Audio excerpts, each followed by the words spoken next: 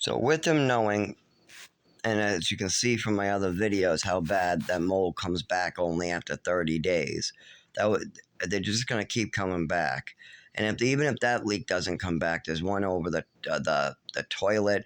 There's leaks in every window. It's just water's been coming in for 15 years. And this apartment downstairs is toxic. Inside the walls are toxic. The wooden beams are toxic. Even the beams outside are trying to grow mold. The paint is trying to mold just spread throughout this building. And it's black, deadly mold in, out, everywhere. So they broke that loose, and they just broke black mold into the air like crazy yesterday, really destroying our respiratory systems. We've been trying to wear a mask in the house, but it doesn't help. Today I woke up really sick to my stomach, weak, and the best way to describe today, Saturday the 14th, September 2024, is I feel like I'm about to fall down. My muscles feel weak. I can't breathe in the house. I'm trying to get fresh air through here. It doesn't help. And it's right after they messed around with the moldy tiles, breaking it, and there was debris all over the floor. You could see white debris. You could see black powder stuff all floating in the air. You could see where the black has been ripped down. You can see mold all over the area of where the tile was removed. And as you can see from the video before this, you can see that the black moldy spot is what they removed.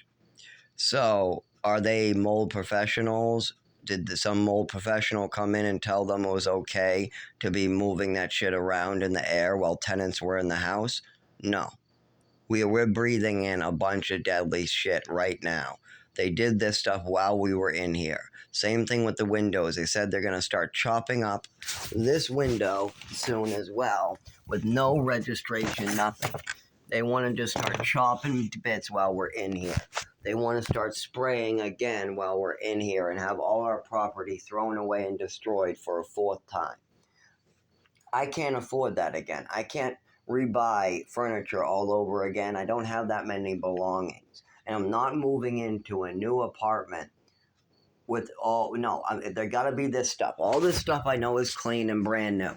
This is brand new. No mold, no bugs on this stuff. Brand new there. All that stuff in that box, brand new. All that stuff, brand new. All this stuff is brand new. Even that is a metal rod that's been wiped down, brand new condition, brand new. Everything is either brand new condition or brand new. It's all ready to move into another apartment bug-free. But if those bugs are let to spread into my brand new furniture again, I cannot afford to keep doing this. I am injured. I am hurt. I'm out of work. They had me work for 3 years while injured. I would bleed on the side of the road and have to go back to work bloody. This is not okay. I don't even drive because I'm so injured. I haven't driven in 15 years because of my disabilities. I don't collect any disability. I don't collect any cash benefits, Social Security, nothing. I just work hard for my money. Just for people like this landlord that come and try to suck me dry because of his problems. He had pipe problems. Now I'm supposed to give him new pipes? Why? Oh, because he's a smooth talker in court at making up stories about his tenants. Because he got people under the payroll. Well, what does that have to do with his pipes? How does that make his tenants responsible? Oh, because he'll just have all his nice people right. Well, how about the bed bugs? There's been infestation problems here for over 10 years in all the buildings. He has fleas next door in another building. He got bed bugs in another building. He got bugs all over the place. So, that's his problem, right? No, he got a letter from some guy named Mark Harrington that says my roommate brought in the bugs. Well, what does that have to do with anything? Well, Mark Harrington's the guy who moved this roommate of mine in the first place. So he wrote a letter to his buddy, my buddy, the landlord, and now my roommate is responsible for the bugs. He's a tenant that has to shell out money because of a landlord's problem.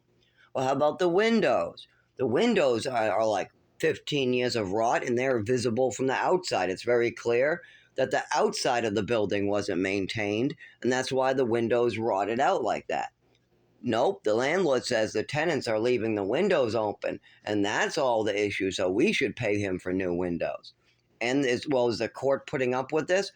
No, the court wants the tenants to go bankrupt to build this guy a new building. He wants his tenants sick and in the hospital at the landlord's cost. Just move out with your illnesses someplace else.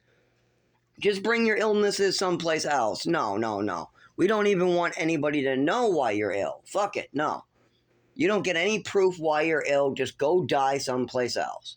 That is Rochester, New Hampshire's idea. If Rochester, New Hampshire has tenants in Rochester and citizens of Rochester getting hurt because a rich landlord who lives in a beach house in Algonquin, Maine, and has a Maine company, has bought some really shitty properties and doesn't want to maintain his properties, doesn't want to take care of his properties, and he just wants to blame his issues on his tenants, pay a bunch of handymen under the table to do a bunch of work that they're not qualified to do. And then when push comes from the shove, when people start getting hurt, when pipes start falling down, when mold is allowed to grow everywhere, when people start dying, getting sick, or reporting that they got problems, what do?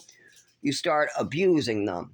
You start hitting them. You start throwing on the ground and beating them when they get out of the hospital. You send bikers at them. You run them off the road. You intimidate them in the courtroom. You try to play games with the court. You play games with the mail. You fuck with the mail. You screw with the federal mail. This is what the tenants do.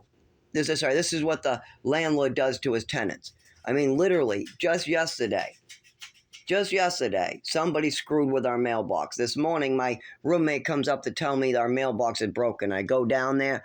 Somebody first they had a key to open up our mailbox. Two, they turned a bolt and then just turned it downwards and turned the bolt back on. I don't know how to explain it other than that. Easy fix. God, I can't breathe. I'm going to puke again. I have to keep a trash can right here to puke in all the time because of this mold. I have to literally buy special gear just because I'm dying, because my landlord, and people go, well, how do you prove you're dying? Oh, because it's very obvious. I mean, you close the windows and we both fall, get hurt, and ambulances have to take us out. Then we show the pictures to the doctors and they say, oh yeah, that'll make you sick and yep, you'll die. But then when we want paperwork, nobody wants to write it. They say, no, you got to pay us a lot more money for that.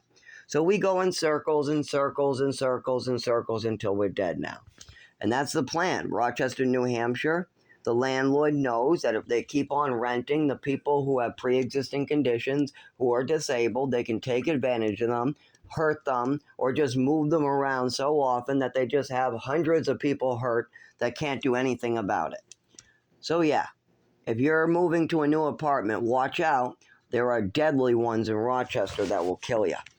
I had no clue it was legal to kill a person, but it is. It is. They know that something is deadly that's going to kill people in this building. They know that this apartment and the other two will cause damage to human beings' bodies.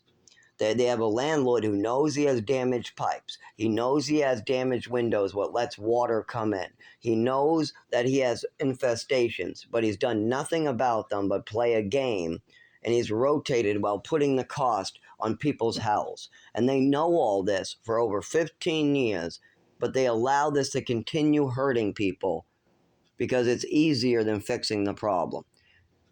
I mean, you just need a plumber to put new pipes in. No, no, no. See, that would cost the tenant, that would cost the landlord too much.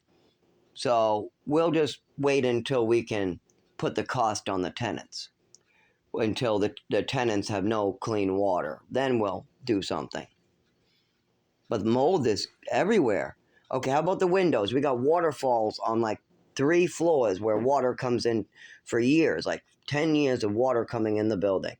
Well, no, we'll just let tenants have their property be damaged, and then we'll let the landlord write up a bunch of paperwork with some random people saying that they see the tenants leave their windows open, even though there's 15 years of rot and damage and people have been complaining for years. Well, how about when they bring in pictures of the disgusting stuff to code enforcement? Well, we'll ignore it and we'll try not to look at the videos and pictures. We'll play a game with them and we'll tell them there's nothing we can do. We'll do that year after year. And then when it finally makes it to the Supreme Court, we'll pretend like we're willing to hear it all of a sudden, knowing that the tenants have no more time. They've been sick for years. We know they're falling down. We know they're dying now. They've been dying for 3 years. They don't have the energy to go everywhere we want now. So now we played with them for about 3, 4 years. They've been sick year after year. We told them there's nothing they can do. There's nothing we can do. Just move, just move, just move, just move. Let somebody else get sick.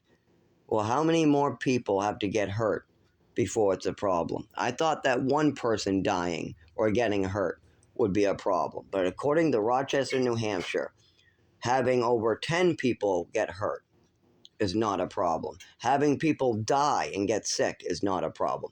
Having children get sick, because there was a child who came here 2 days a week before we moved in, because there was a father, a single father, who had shared custody of his child who came in here. The kid didn't live here. He visited 2 days on weekends. And that won't be on the paperwork. See, that's how they hide it. You tell them that there was a child in that side room, and you can see the crayon mark from the child staying in that other room. But then the landlord goes, no, there's no children. See, there's a one guy who lived here. That one guy had shared custody of his child. And that was the guy who lived in here before us. And he had a child come in here breathing in this fucking stupid ass air. And then they won't get a mold diagnosis. No, they'll get an inhaler. Oh, he has allergies. He has asthma. It'll be something small like that. But it's guaranteed, oh my God, I can't breathe in this. They kick too much of that mold loose. Way too much. And we know it. We know that. And it doesn't matter how much lipstick they put on this. Other people are going to get hurt. And Rochester, New Hampshire knows this for sure. They knew this years before we moved in. They've got reports up the ass of it. They've got plenty of tenants screaming for help. Meanwhile, a landlord sucks us dry, sucks every last penny out of us as we just try to stay healthy.